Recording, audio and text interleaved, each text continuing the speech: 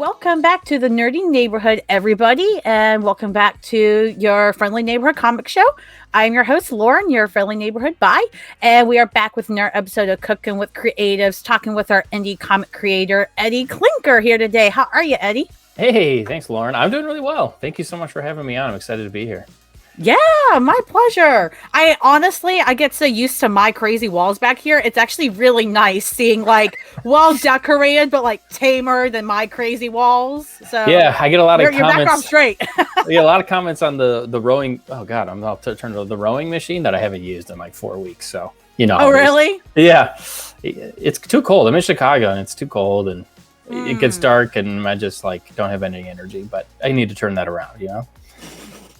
Yeah, see, with working out, I learned, I played soccer for like 12 or 13 years, but I quickly learned that as I get older, I don't like to do it by myself. I won't motivate myself. I'm not a good coach to me.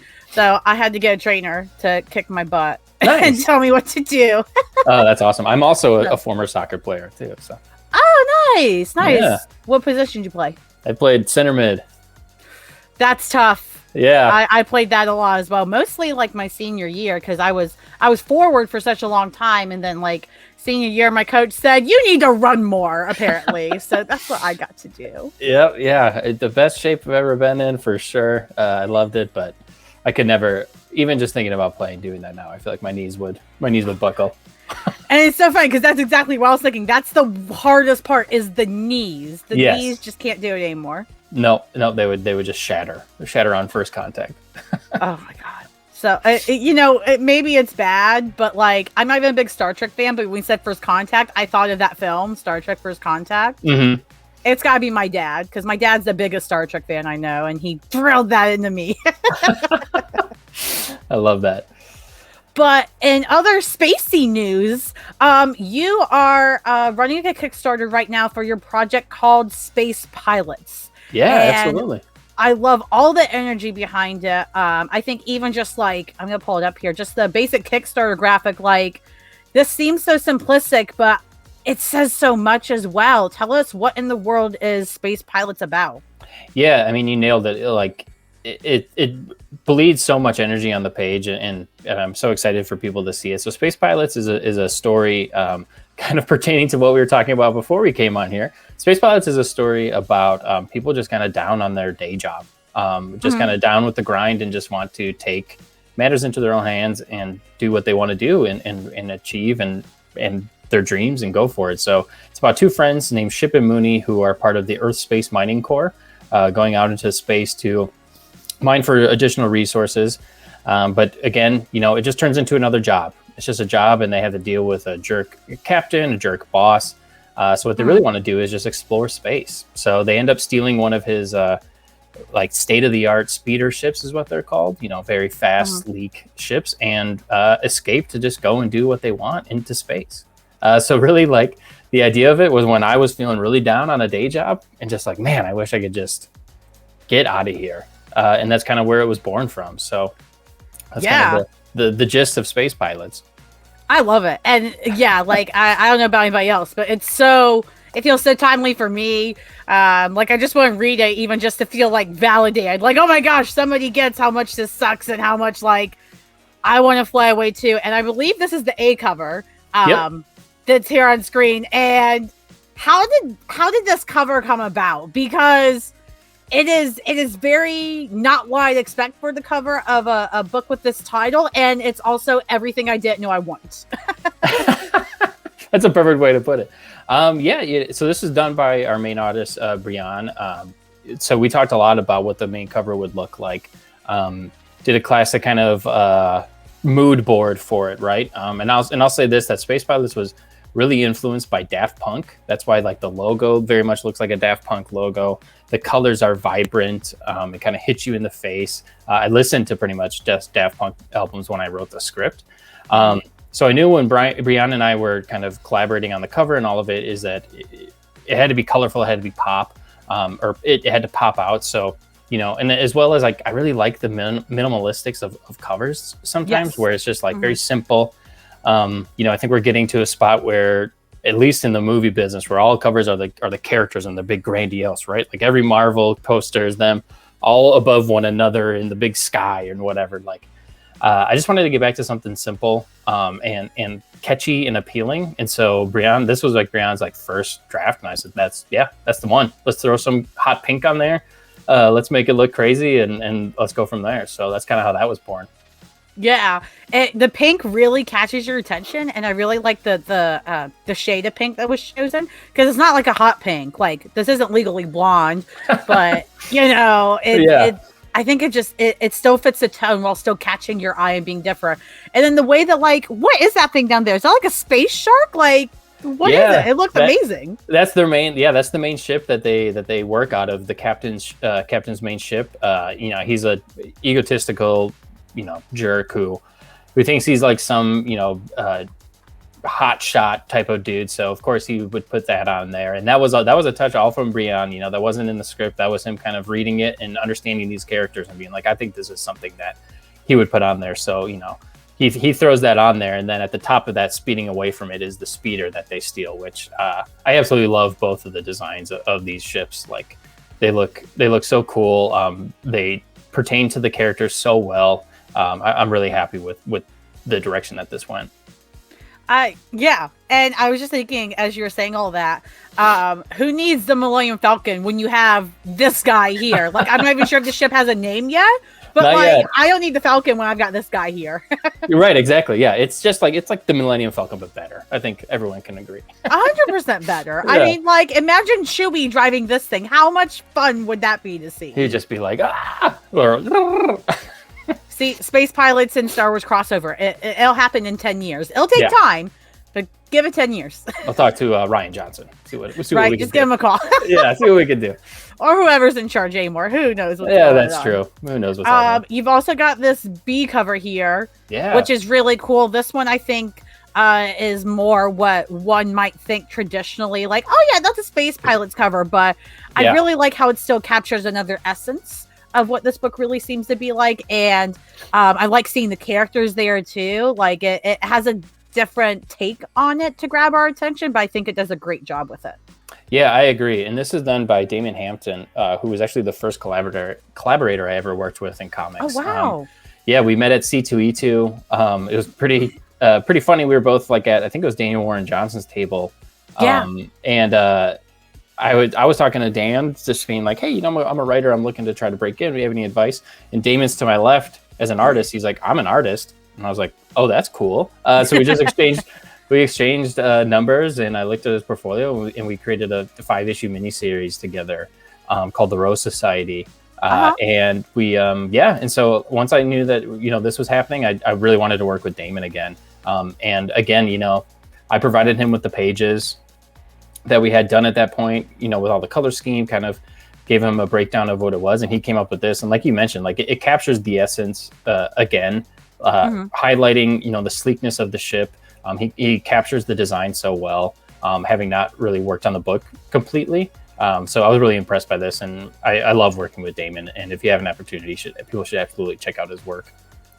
That's awesome. I love hearing those networking stories, because I think some people, conventions can be overwhelming and there's a lot going on. And so like the pressure to network, or whatever people want to call it nowadays, it can be pretty intense. So it's really cool to hear that you had such a positive experience where it kind of came out of nowhere. It's not like you were intentionally trying, and it just kind of happened, and you got all these great projects out of it, and hopefully, a great friendship with him as well. I've I'm a terrible networker. I'm terrified of it. I don't know how to approach someone's table, but luckily he's Chicago based, where I'm in, so we've become good friends, always supporting one another, hoping to collaborate again on more stuff together. So it was a success story that I was hoping would happen all the time. But right. It was great. I'm very happy to have met Damon. Well, and it doesn't surprise me at all that happened at Daniel Warren Johnson's table, because I got the pleasure of meeting him last year at Heroes Con in Charlotte, North Carolina. And like he's so friendly. He's so easy to talk to. Yeah. He really just feels like he's still like one of us, for lack of a better way. Like he doesn't feel like he's too, far above all of us, I guess. And he's just so friendly and easy to talk to, I found, at least. So I feel like it's no surprise that like just that friendly aura he has like can kind of help manifest that. So that's really great to hear. I'm sure if he ever heard that, I'm sure he was pleased to see it. Sounds like he got to witness it live, which is great. Yeah, he was great, because since then we actually had like a mutual friend before I approached him, and that's kind of how I broke the ice, because I need something to just approach someone. But he was great. Like, he had people online, and I had asked him, some advice, and he asked me to wait and like let him kind of sign and sell his stuff and then talk to me, which he didn't have to do, and I didn't expect him to do. So that went a long way, and I really appreciate him taking the time to do that. He's a great guy.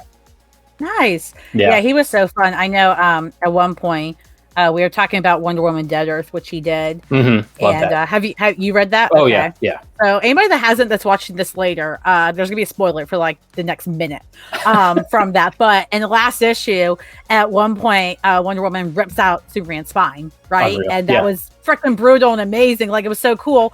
But it was so funny. He told the story that they went through many like different versions of that, like visually, because DC editorial had issues, but the issue wasn't ripping out the spine, it was blood. So they just had to do less blood, and editorial was said, cool, spine ripping sounds great, just a little less blood. That's all it is, huh? Just the blood.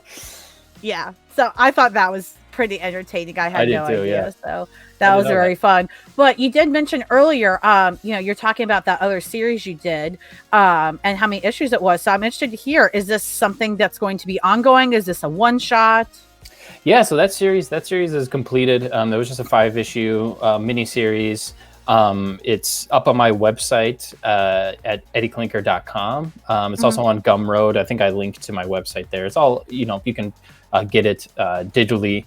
Damon and I have talked about running a campaign to get, the trade paperback of it. We're both just been so busy. But I think that's really something that we'd like to do in the future when we have the time. And, it's all done. So all it would just be the campaign to see if we can get it printed and shipped. But that was really exciting to do that. That's awesome. Yeah. Yeah. And that's Space Pilots, right? I think I got confused halfway through. Or is that other one you did with them? That was the one I did with Damon. That's the Rose Society. That one. Yep. That was years back. So perfect. Yeah. And how long, if you can share, if you can't, that's okay. But how long do you foresee Space Pilots going? So that's a great question. I've kind of been toying with this idea. So I initially pitched it as just like a one-shot idea. And I wrote it with just to kind of be this concise little story of two people kind of standing up to a jerk boss. But like a lot of creatives have, when you just can't get an idea out of your head. So like, even though this finished and I got to see the pages and I love this story, and if this is the only story that we tell, like, I'll be very happy with it. But I couldn't help myself from thinking of like, where did they go? Where do they go? What do they visit? So like, I do have some ideas for some additional issues that I would love to maybe explore, but I don't want to do it with a different team. So if like the team is on board, then I think that's something that I would really love to run forward with. Maybe just explore like the first place that they visit and just explore that arc and see where it takes us. Because, we have the whole space. We have space to play with. So it's definitely something that I'm exploring. But in the beginning, it was a one shot. But can't silence the creative parts of your brain sometimes. That's true. Well, especially, you're already funded, it looks like, at least, which is great, just to even get printed and shipped out, which is amazing. So I think that's always a good sign too, just that like, hey, once people get the books, they still enjoy what they've, paid for, then they're going to pay for another issue or two, however many you and the team may decide to do. And these preview pages you have from the Kickstarter, these look so crisp, and like, there's all kinds of indie comics I get to, interview people about, and I read myself and all these things. And this looks like it's something that like Boom Studios would have printed without any question. Like, it just looks that well done. So I just wanted to commend you and the entire creative team for just how amazing these pages look. Thank you. Yeah, that means so much. And I think Brian was incredible with his layouts and his, like the angles that he chose, and just like the little moments like in this one with her name is Ship up in the top corner, just mowing down on some chips. It's like that was the essence of what I wanted to capture. Is that this is a very funny book. These two characters are just kind of like bumbling idiots or himbos that you want to root for. And so I really wanted to capture that, and Brianne did an amazing job of doing so with little moments like that too. And that's always been my favorite part of comics of like when little moments come through, because it is 2D, or not 2D, but printed images, and they're not moving, so it's hard to convey like little moments. And so when those little moments can come through, those are my favorites. So I was so happy to see those get captured so well. Yeah, absolutely. I think, yeah, it's just brilliant. And it's funny because the art style reminds me a lot of, it seems very like anime manga influence. Yeah. And so I'm not the biggest fan of that stuff. I have no hate towards it. It's just not usually my thing. But this looks so great. Like, I'm somebody who's not even an anime or avid manga reader, and I still like think this is so cool and want to read it all. Oh yeah, absolutely. I think that Brianne's a big influence through anime and manga. I'm also not a huge manga. I've read a handful of them, and my wife is actually a bigger anime fan than I am. We've all watched a couple episodes of a couple of shows with her, but yeah, and that was a big reason. Once I saw Brianne's work, it was that energy that he brings to an image, to a page, is like that high level anime, which is what this book needed. It's like a wild thrill ride that you go along with two idiots that you love. And I was like, I think the anime inspiration in this book fits so perfectly well that I couldn't be happier with the way that it came out. Yeah. No, that makes so much sense, and I see everything you're saying. So as a fan, I'm just super excited to see and read it all put together. This other cover here, cover C, I want to make sure we got to it because we already talked a bit about with the first cover, but this is like a whole other level. And I think this one in particular, me, has a little, what's the word I'm looking for? I don't know. It has a little more like it's an endearing personality, and they're all endearing in their own way. But this one just like gives me like a sketchbook, but in a good way vibes. Like if you could have a professional book that was like gorgeous and was like fantastic art that is 100% worth buying, if it like this is it. Like, it's just so good. It gives me great vibes. Yeah, and this was done by another local Chicago artist, Jeff Pusateri, who I met. Yeah, I met at a very small. We actually did like a small little Comic-Con at a brewery out in the Chicago suburbs. I hadn't met him before that. Someone who put the con on asked me just to give him a ride out there, and I was like, okay, I don't know who this guy is, but he was great and he was super nice. And yeah, he has such an endearing way that his artwork looks, where it's just like I don't know how to explain it. I knew that I wanted to have him on here just because I love his art. It's cerebral. It's weird, and I mean that in the best, most like affectionate way possible. It captures like almost like an Alice in Wonderland sketchbook type deal. It's like what his artwork reminds me of, and so I just thought it was a varied, different kind of style from what Brianne brings to it, and then what Damon brings to it, and then I wanted to, being in Chicago, just really wanted to kind of keep it that way. So I was really pumped to have him on there as well.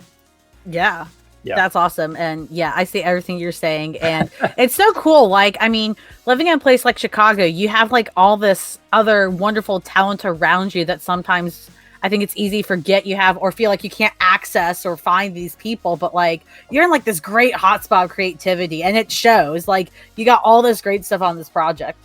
Yeah. I didn't know about how big kind of the Chicago comic scene is, and once I started getting more, doing my horrible networking and getting more into it, I got to meet a lot of great people and realize that there is so much talent here that I'm very lucky to have a little part in as well. Yeah. Well, hey, you did enough networking to get here. I mean, it's not hard to get on my show, honestly, but you did it. So congratulations. Thank you. Yeah, put myself out there. You made it in the neighborhood. Now you're in the whole neighborhood, which is a whole other network you can access. It's a great time here. Just one of the neighbors now. There you go. Well, I want to go into your really great rewards that a ton of people are already going to get, and hopefully any members that haven't backed will get. I wanted to show off 2 of the prints you have because they caught my eye, and I was like, whoa. So if everyone's come up, this one, this gives me Firefly, like Serenity vibes. Oh, this is so good. So yeah, this is so good. This is by Kara Huset. Reached out to her, was so excited to work. Huge fan.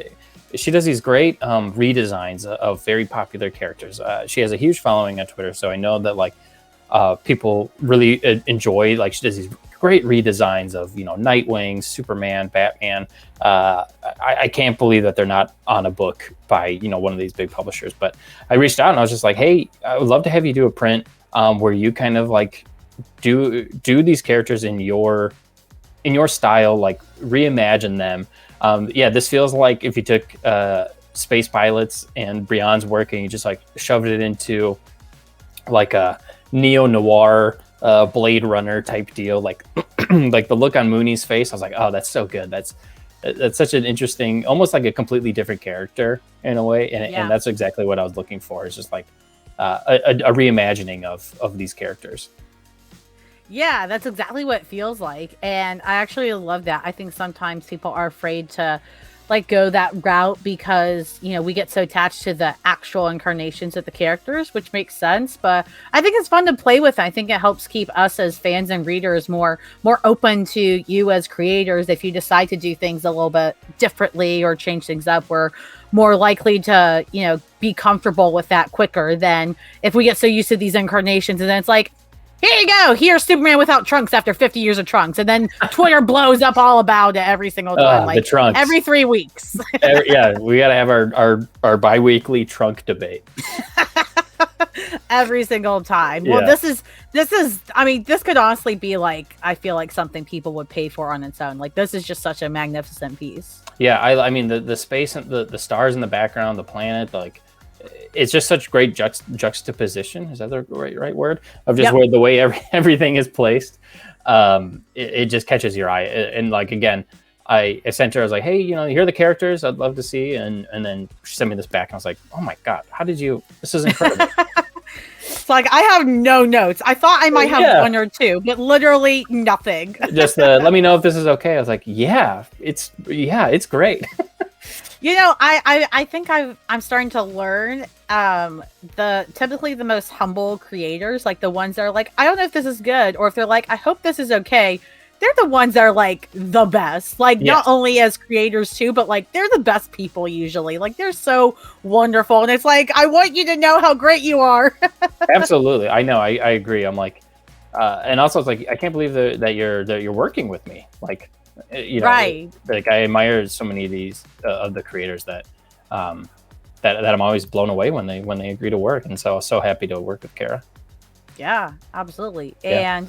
And your other print is done by one of our fellow neighbors to the show, Fellhound. Did a print for y'all, which is amazing. I love her so much. We just had her back on here recently because she's getting Scout Comics picked up her And We Love You book, which is fantastic for her. So good. Like, yeah, literally makes me cry every time. And she's like, awesome, more gay tears. Thank you. I'm like, you're so welcome. I swear that's her compensation. That's all she wants is just the gay tears.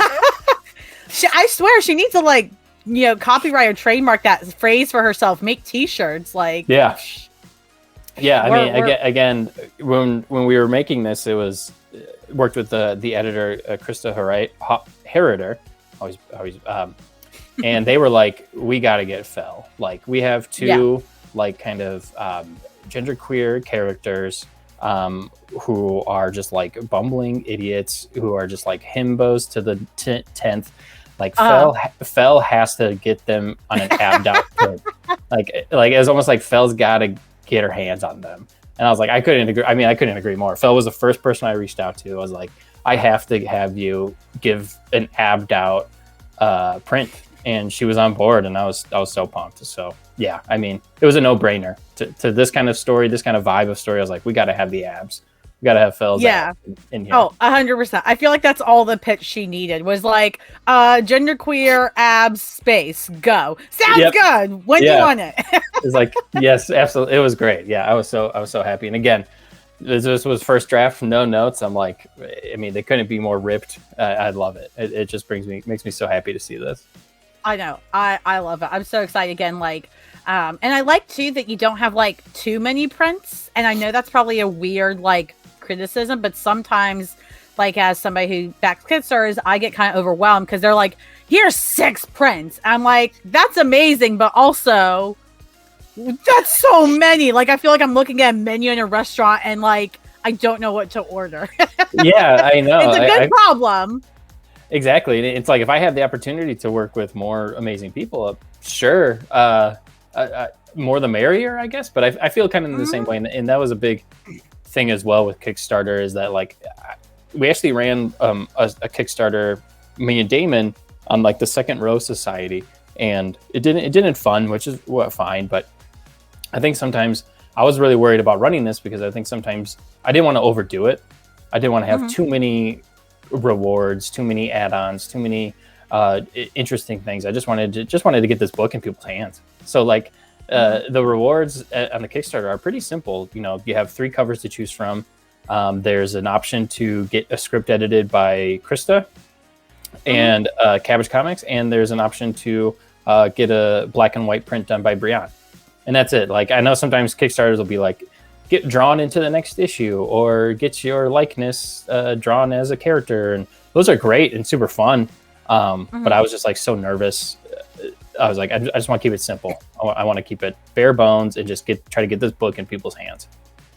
Yeah, and honestly, I wouldn't even consider this a bare bones Kickstarter. I mean, you've got these stickers on the screen, you've got the prints, you had the, the commissions and the editor. So I think this is a pretty thick and a good way Kickstarter, but it's not so thick that's overwhelming. And you still have more stuff you can do in the future if you continue with Space Pilots. You have other types of rewards that you can offer that you didn't do before, which is a great way to get, new backers in, but also to get your backers from their first issue or what have you to return, because they're like, oh, I get this new thing. Oh, now I need it.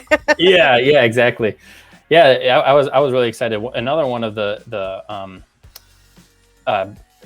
add-ons that I'd love to highlight. I mean, Darren's stickers are amazing. The Yeehaw on a cowboy space speeder is just like that's canon now. But Brian is actually from the Philippines, and he grew up in a culture of the Igorot people.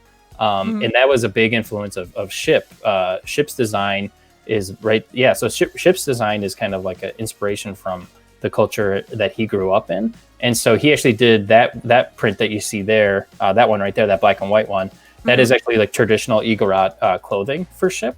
And Brianne was super pumped to do that. I loved having that on there. So I thought that was really cool that he took, inspiration from how he grew up and the culture that he grew up in and brought it into this book. I'm very honored by that.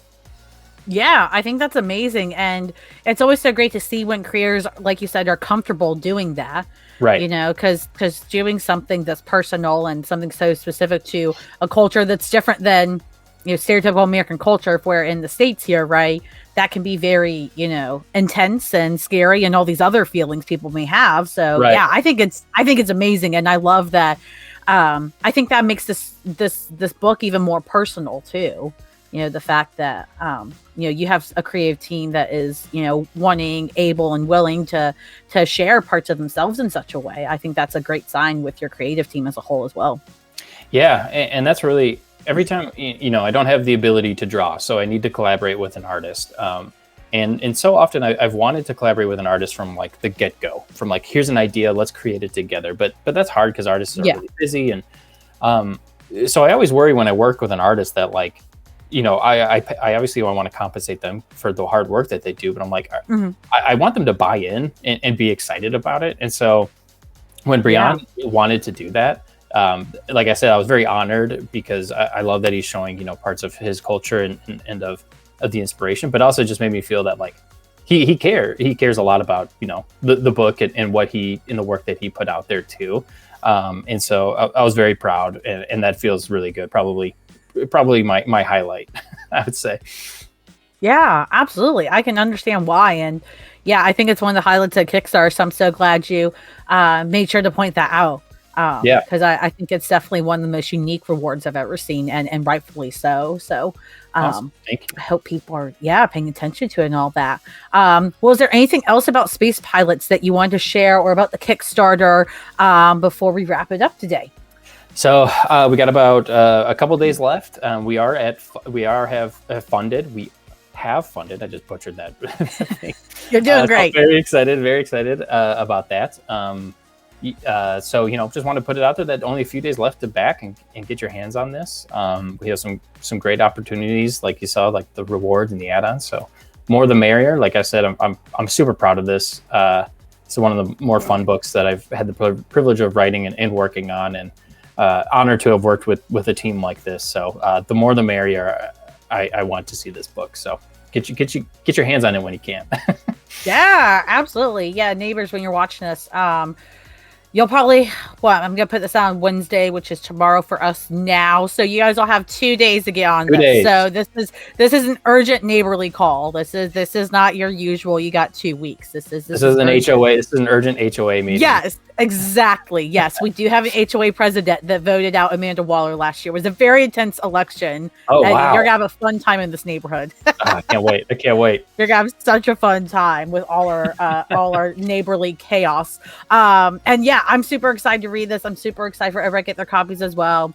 I'm just thinking now, we have a friend of the show, David Mbu, or one of our other neighbors, and I would love to see you guys collaborate between his Killer Queens and now you got Space Pilots here. I think you guys could have fun chaos. So oh yeah. Oh, fingers crossed for you to have such amazing collaborations in the future, because I think, if you can do all this great stuff with this creative team, there's so much you can do with so many other people, all the opportunities. Yeah, and I can't, and I love creating comics.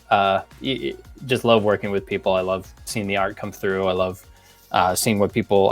I admire artists and editors and letterers so much that they just can bring this all to life. It's a high once you get those pages in your inbox and you see your words come to life. It's just like it's like getting a tattoo, right? You just want. I don't know if you have any tattoos, but when you do, you just want a second one. And once you create one book, you just want to create the next one right away. It's so great. So I really look forward to continuing collaboration with all artists, and I'm happy to be a part of the neighborhood now. And hopefully, I can get to meet more neighbors. I was gonna say, yeah, that's the fun part about the neighborhood. Everybody's welcome, unless you're a terrible person. But past that, everybody's welcome. just one little. Just don't be a bad person. That's it. I mean, listen, if we can have Dr. Doom be a former gardener somehow, we can work with most things. Yeah, it's his comeback story. He's a gardener, and then he's just plotting to take over the neighborhood the whole time. Yeah, that's why we vote him out, apparently. That's why here, at least. I don't vote. That's not my role. I just let the neighbors vote. Yeah, I have to be impartial. That's my job. Absolutely. Well, Eddie, tell everybody where they can find you. Everybody watching, I of course will link the Kickstarter below, so you can just click and do 4 to 5 clicks, and you're getting an amazing comic. Whatever reward you clicked on, you're getting it. It's gonna be amazing. Just 4 to 5 clicks. That's all we're asking for. Yeah, that's it. Yeah, they can find me on Twitter. I'm at Eddie Klink, EDDIE KLINK, which is just pretty much my name except the last 2 letters in my last name. And I have a very weird last name, Klinker. So it's easy to remember. But yeah, that's really kind of where I'm at. I'm also on Instagram at Klinkza, KLINKZA, which is just my gamer tag on Xbox. If anybody wants to play Xbox games, you can befriend me. But yeah, that's really kind of where I'm at. I need to be better at social media. And it's funny because I work in social media. But that's probably why you're tired. That's probably why I'm tired. You do it all day. Yeah, and so it's like I look at Twitter all day for corporate peoples, and I'm like, I don't want to look at my own Twitter. So, but yeah, that's where you can find me. And I would love to, get connected with more neighbors and more fans of the show for sure. Yeah, absolutely. Well, for you to know, and for anybody watching this that doesn't already know, we do. If you're tired of Twitter and Instagram and all these things, like I get tired of as well. We do have a Discord you can join. So Eddie, I'm happy to send you the link if you want. But it's nice because we have some great neighbors in there that they put all the comic news in there too. So you don't have to read it on Twitter. You can just find it in the Discord like 2 minutes later.